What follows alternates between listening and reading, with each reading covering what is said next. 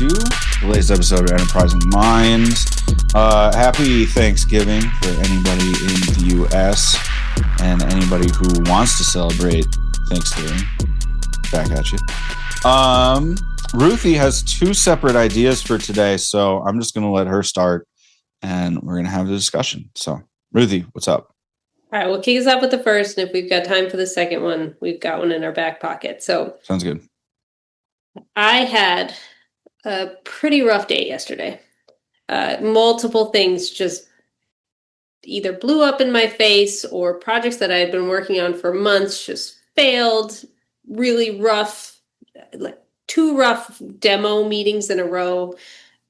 If you've ever had a call where you're presenting and then there's just silence, and you know it's not the good kind. It's not like, wow, I just blew this out of the park. We're doing awesome. This is the no one is speaking because they have either checked out or they have very negative thoughts, and you know they're side chatting. It was these types of things. This doesn't happen so often, but it happens every once in a while. It happens to all of us, and boy, it was a rough day.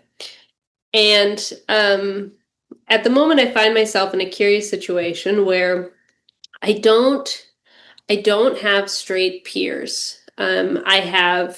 I'm sort of in a mix where I'm leading a group of folks, and I play that sort of leader role in many places. And I'm on a team, though, where I'm sort of new, and I haven't built rapport with my equivalent peers in the hierarchy, right? And so that's a weird spot to be in. And it'll evolve over time. It always does. And I was thinking to myself, gosh, I wish Alex and Dave, I could just Teams chat them, right? Because I'd have a lot of, I want to bounce ideas off of somebody. I need a place where there's, yes, Dave is waving his phone at me. And so I was thinking, gosh, this seems like a perfect situation for being able to talk through with ChatGPT or Claude or Gemini or Copilot, in the case where I got to talk about real world situations just to think it through. And it's work related, so it's proprietary. We got to keep it in-house. And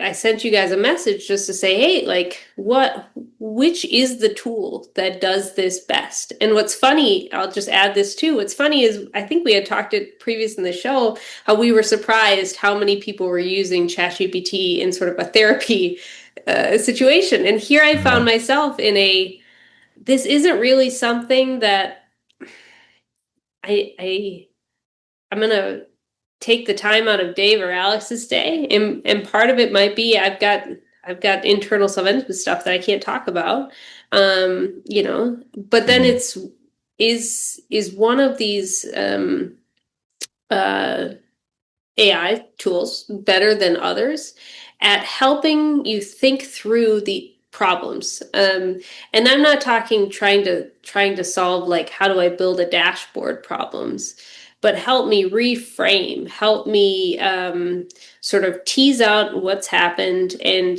get to a different spot, which is a thing that I have found useful in other contexts of help me reframe a problem I'm working on. But this was in sort of a more human emotional context. And so two thoughts, and then I'll open it up. One is I was surprised to find myself thinking this, because I was like, oh, this is a shift in the way that I've thought about AI. It's mostly been task-based that I've used this. So that was a surprise to me, I guess. There was only 1 point, not 2 points. What do you guys think? Okay, so first question, Alex. Have you used an AI as an emotional support buddy, whether personal, work? Maybe in some way. I mean, it depends on the depth that you're talking about. I've definitely used them for random advice at times. Even did something recently of using voice mode on ChatGPT and then having it quiz me with questions and do a kind of a Q&A response kind of thing. So I definitely have done some stuff like that. Probably more technical, to be honest. Okay. What about you? Well, that's very on brand for you, so that's fine. Yeah. I will say for me, I have used, not in like the full therapy kind of way, but like I did have a bad meeting where we were talking about, it was related to like career progression and like how things are supposed to happen. You know, supposed to being sort of the key word there, right? And I found myself like, I can't focus on this. I'm too worked up. So I went for a walk and I went way out of the way to find a meeting room where it's like, all right, nobody's going to know me. And luckily it was late in the day, so a lot of people already left. And I did have the weird experience of having to, in the very prompt, and I was using voice mode. So this is the other thing. I'm talking to the air. But then prompting it, I just had a bad meeting. Let me rant for a little bit and then pick apart the pieces that actually matter. Like, okay.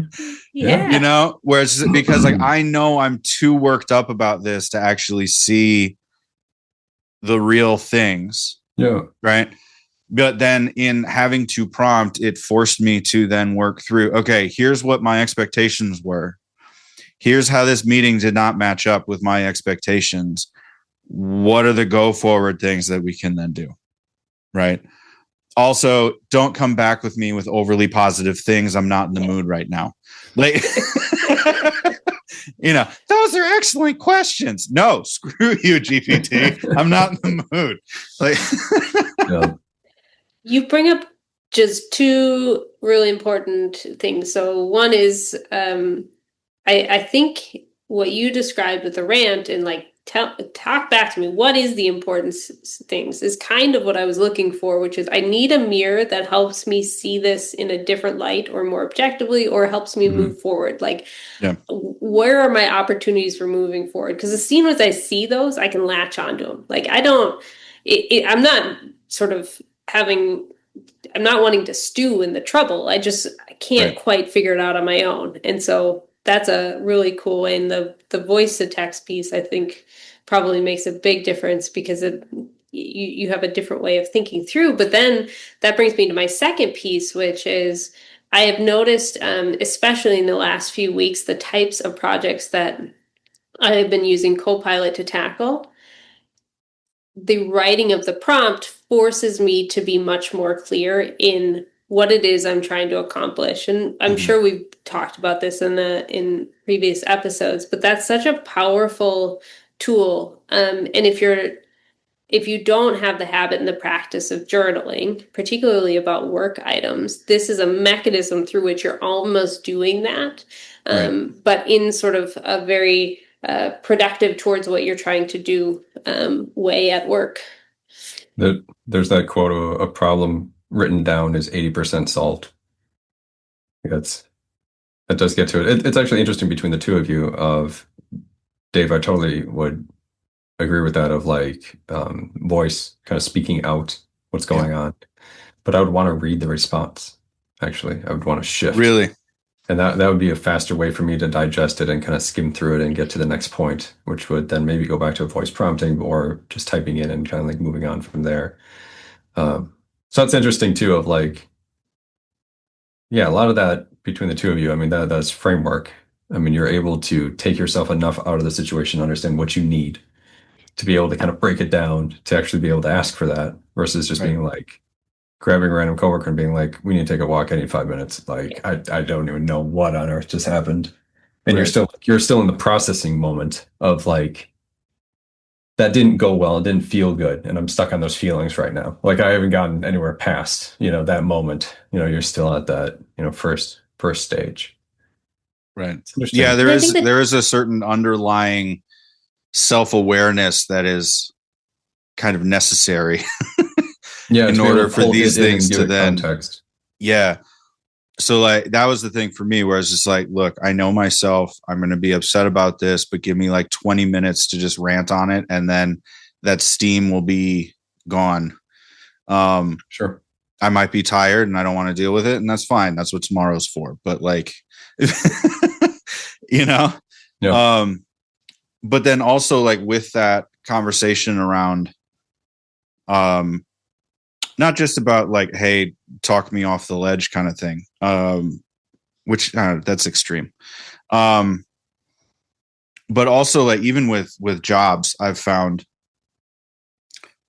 this is my perception of my skills and what I bring to the table. This is how I talk about myself when I am going through job interviews or like face-to-face things or, you know, those sorts of things. Mm-hmm. These are the roles that I want to go after.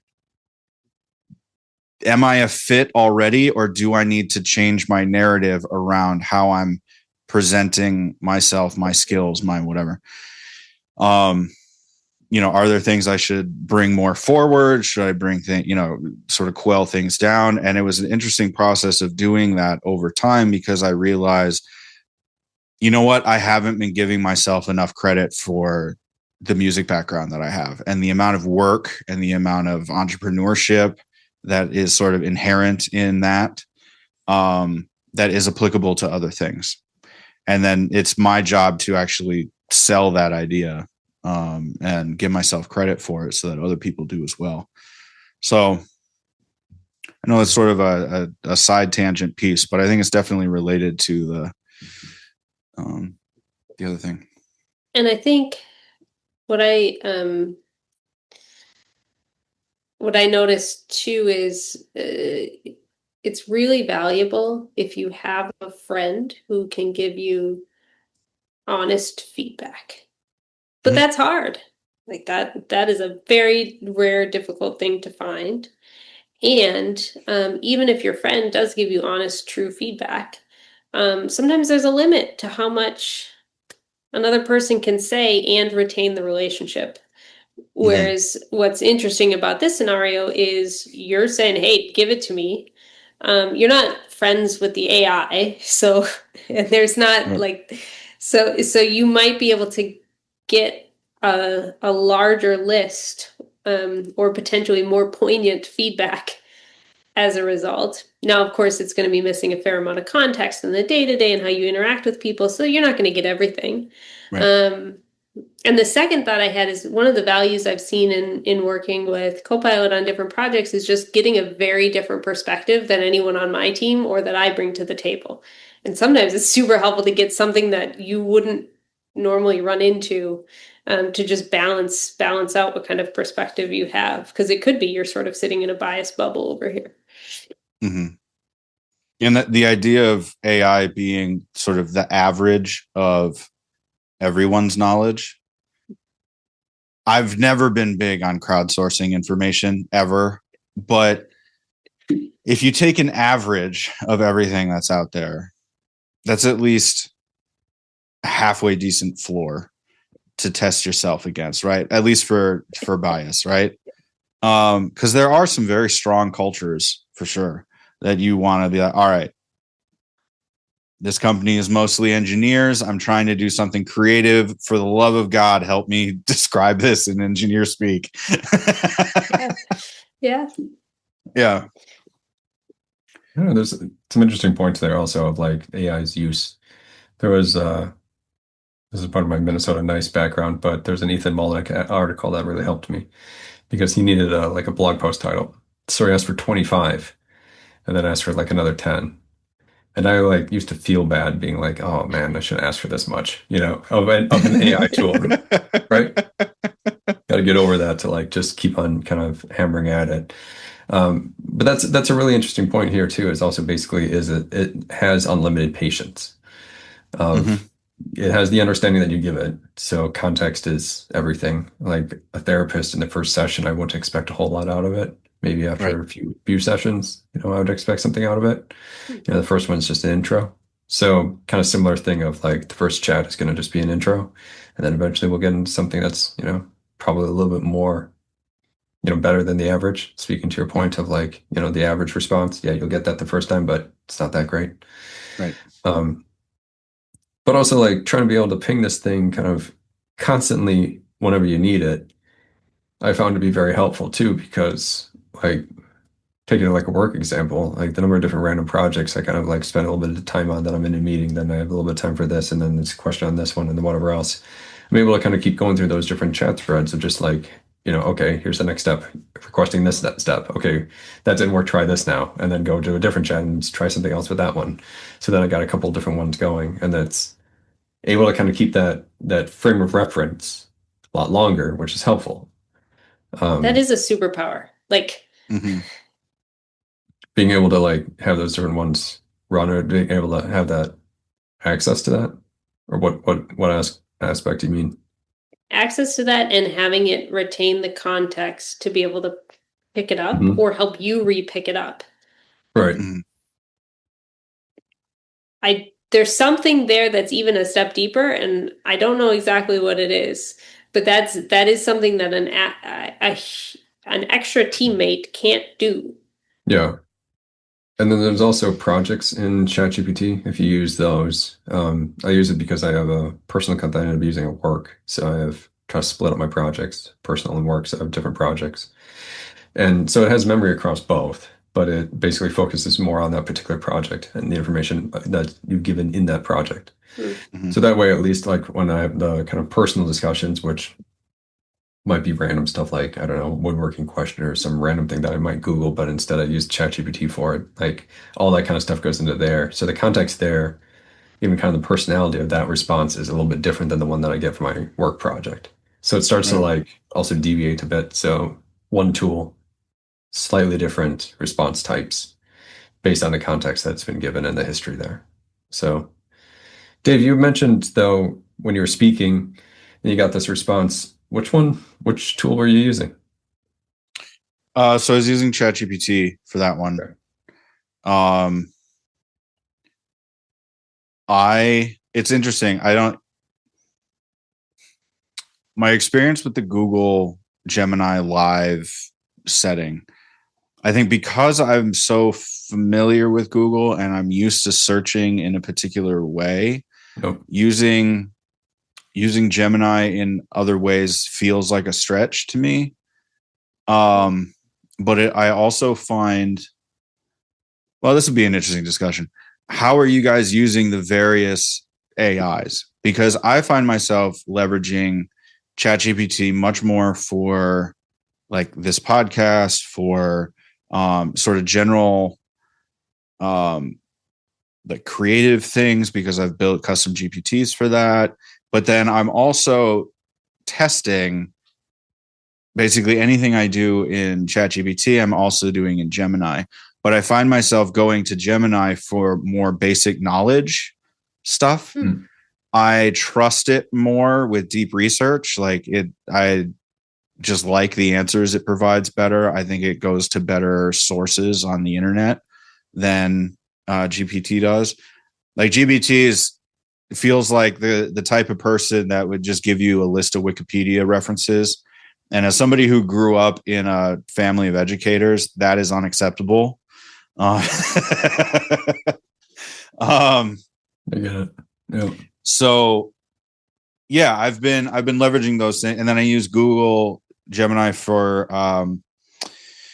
the images for the newsletter, the header images for that, and I cannot get Sora to do it as well as Gemini. And I think part of that is because it was founded as a multimodal model from the get-go. It wasn't LLM plus this other thing. Okay, now stitch them together, right? Yeah, how are you guys finding yourself using them? Which ones are you using? I use ChatGPT for all of my random questions, like give me the cook time for this thing on my air fryer, or translate this size chart of how big the shirt is and what the measurements of the shirt are, translate that into what actual size I really need, like all those types of things. ChatGPT. I have only just recently started using Gemini because I actively know I want to explore it and see how it's working. So I don't have an answer for you yet. But that's a start. But then you're using Copilot at work. And then Copilot is, I mean, that is the bread and butter of my day-to-day. Interesting. And I don't even use ChatGPT at work particularly anymore. If I have like how can I frame this better with Copilot? Occasionally I'll use ChatGPT for that because I find it helps me create better Copilot prompts. But the recent upgrades within Copilot have been sufficient to be able to do what I need to do. So for your personal ones, are you using a free or a paid version? Paid. Okay. Paid. I'm assuming none of us is paying $200 a month for the top tier. Not yet. Okay. But go fund us and we'll tell you how it goes. Yeah, absolutely. Exactly. Be nice. Alex. So I have a personally paid license to ChatGPT. And that one is used extensively on myself with my phone at work. I built for my other employees GPTs that create certain types of content that's templated out, brand standards, that kind of stuff. Got a couple of those now that are being shared in the company. So those are kind of private to me, but shared by a link. So that's able to be shared out. So that one's pretty extensive. A lot of technical questions like all day long, ChatGPT basically there. Claude, I've been testing out recently just because I've been hearing a lot of podcasts with some of the creators of it. Basically, long story short, basically is a group of individuals who were at OpenAI and thought that they weren't really taking security and safety seriously. So they split off and made their own company, Anthropic. So they made Claude. And some of their mentality behind it of having a pre-trained model with a set of rules and then giving it the information versus just having a model that's just given the information definitely ends up being, there's some quality standards and safety aspects there that it definitely does a lot better. So I've been liking it, just been playing around with it just recently a little bit more and found some of the responses, speaking of your Wikipedia kind of thing. We mentioned it kind of a group chat with you guys, but had the same response to Claude and ChatGPT gave me basically kind of like a standard solid kind of friends advice kind of piece, which was good, but it wasn't very specific. And I gave it to Claude and Claude was like, by week 3, do this. And if you're not seeing results in week 5, do this. And I was like, oh, that's a whole different level. Like that was a lot better. However, I had to keep checking it because it kept making mistakes even within like a single response. It would, conflict itself. Gemini I've used a lot for deep research, and it has been fantastic for that. Speaking of that, tested those exact same prompts against Claude and ChatGPT and Perplexity, and Gemini 100%. Like if I was going to put something together that I wanted to like stand behind at work, that would be Gemini. ChatGPT, even when I really push it for citations, I follow those links and the content is not there. Yeah. It's making it up. Like the links are legit links, but it by no means cites that particular, phrase that it just used. Like there's no way that it's backing up any of this. I had something like that where it was citing company YouTube video. So I clicked into the YouTube video for that particular phrase, and it wasn't. It was a company overview video that they made for like CES or something. It's completely different. And I'm like, what? Yeah. No, it a little bit better recently. Actually, just probably in the last week or two, modified one of my GPTs so that it now cites sources within our website's public-facing files. And so a list of set of citations for all the different like things that comes up. There's a landing page builder, blog post builder, some other ones that are like that. So, having things that are factual, can have claims that are non-factual. Right. So that's actually been really good. So lightly decent, however, the history has been really bad. Gemini also can take a really long time with its deep research. Yeah. If you use the thinking model with ChatGPT, there's a selector of different models. You're commonly thrown into ChatGPT 5, which is kind of a filtration model. So it tries to look at your career and tries to guess, do I need to spend a lot of resources on this or a little? Most of the time it goes little, which is why there's a lot of backlash when it first launched. And then if you switch it, though, you can have it just always be thinking, but then you get always a 5 to 10 second, maybe even 20-second pause before you get a response for anything. So it can be a little more frustrating work. What's that? I'm always using thinking. Yeah, same. I set it to that just because I use it a lot at work with like technical tutorial kind of things of like, I need to do this, show me how to get to this part of this particular platform, Right. our tech stack questions and stuff like that. And the straight regular one, it kept jumping around and missing things, missing labeling things. And when you're trying to like literally look for something on a page, it kind of has to be accurate. Like it's a tutorial. Right. So that's been a little frustrating to play with. So I can't say any of them is perfect for everything. That's kind of the problem is like to get to Ruthie, your kind of original question of like which AI tool would you use to kind of decompress from a day? I guess the one that has the most content, most context, that's the one that I would use. But I don't know if any one of them actually can do it perfectly well. And then one random note, just so we can have this discussion, because I'm curious, Dave, your thoughts on this is perplexity and image generation. I did a test, you guys know about this like a few months ago, and my gosh, I got some like AI spaghetti soup kind of mess of like imagery Yep. back from the exact same prompt. And then perplexity came back with something that was almost perfect. Like it was crazy how different. I mean, Claude was like, it looked like a child's drawing of like squares and circles. There was something that somebody created with like the kind of the basic word shapes in PowerPoint or something or in Paint. And then Mm-hmm. Google had something, but it made no sense. Like there was elements that were there, but it made absolutely no sense. And then Perplexity was amazing. Yeah. But there's a lot of concerns around Perplexity, and I can say it definitely from a scraping standpoint. They scrape sites like crazy, and they use third parties to get around rules. Yep. They are definitely not playing by the rules. That's why I don't use them. Yeah.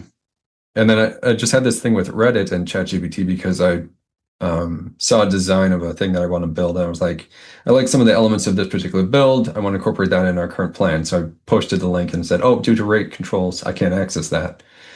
And then it continued. And then it said, okay, looking online, it uses these particular materials, and there's everything that was listed within that post.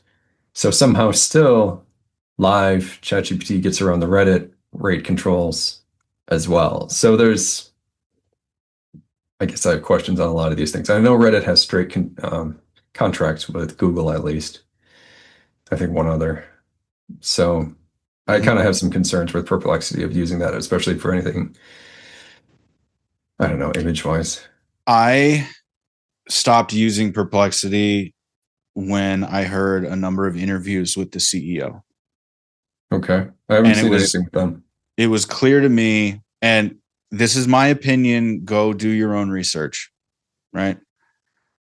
But in listening to him talk, it was very clear that I was like, okay, we're going to build this. I'm going to sell it. And then I'm going to sip, Mai Tais on the beach, and it was just the like, I don't care about the laws because if we get big enough, we'll pay the fines and I'll still get what I want anyway, which is like such a nasty part of San Francisco culture that I just hate. And so I'm like, if you're that outward about it, screw you. I'm not going to support you. I'm not going to use your product. I'm not going to I won't recommend you to any friends that are going to be doing that. So I am not the one to talk about Perplexity. I'm not surprised that you got a better image generation from them because of their Great to install everything. laissez-faire, around copyright. I will say for me, image generation is a lot better on Gemini. Now, granted, I'm not doing very specific things with it, right? It's here's this newsletter. Give me a couple of options that fit the themes of said newsletter, right? So instead of finding a stock photo image, I now get an AI one that's a little more tailored, and that's just what I need it for. The way the prompting changes, I find is interesting, right? Because with the media piece, you need to have very specific references of like, I like this style of a camera. I want it at this angle. I want, these elements to be captured. That's very different from, I have this thought, help me with this text, which, we end up talking about a lot more. So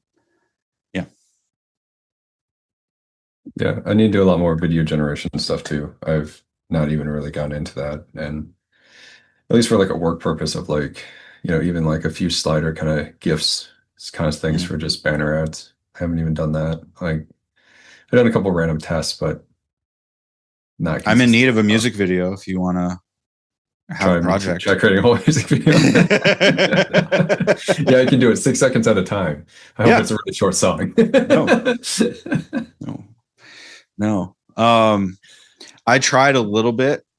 I did a little bit of a trailer or something for a song release, and that was my last attempt with video generation. But I was leveraging Runway. Runway is really good. That was before Gemini released their new video editing model. I forget what it's called, like Flow or VO or whatever it is. Mm-hmm. But yeah, and so it becomes interesting because if you only get a certain amount of time per generation, I find myself going, okay, I'm going to go to like ChatGPT or I'm going to go to Gemini. I'm going to have it help me create the storyboard of the kind of shots to match the theme, to match like the story of the song, to then create the various scenes that we can maybe jump cut or reuse some of that, or like, all right, maybe I should get a couple of shots of, the artist playing the guitar or instrument or whatever, and then go back to these sort of display things that like reinforce the imagery of the song. Sure. Then you go to the image generation and say, okay, here's the overall project. Here's the individual scene I need you to create. Right. And then you see what you get. And the really hard part with that is making sure that you have characters stay the same across the scenes. Yeah. That's kind of better recently. So I've been looking forward to trying that. The other one I was going to just throw a quick shout out to is Adobe Firefly. Oh, yeah. Work related kind of thing. Just because that you get more legally protected access to your imagery that you've created, versus some of the other ones. It's a little bit more questionable. So, and what it's doing with backgrounds or like expanding from a narrow shot to a wide shot, that's just awesome.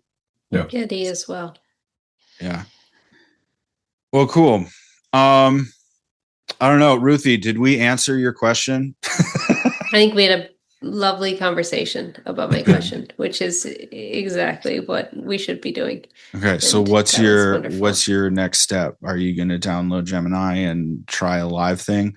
Because I have fixed a toilet with Gemini Live. I have the app on my phone now. Okay. It took me over a month after you told us about your handy thing, and I have used it to figure out how the heck to use our irrigation system. So far so good. I'll keep you updated. Okay. Yeah, for those of you who don't know the toilet story, go subscribe to the newsletter. It is on there. Pathways by Enterprising Minds. Thank you for sticking around. I hope you enjoy your time with your family if you're in the States. For all of you German listeners, have a great weekend. And we'll see you in the next episode. Take care. Bye. Cheers.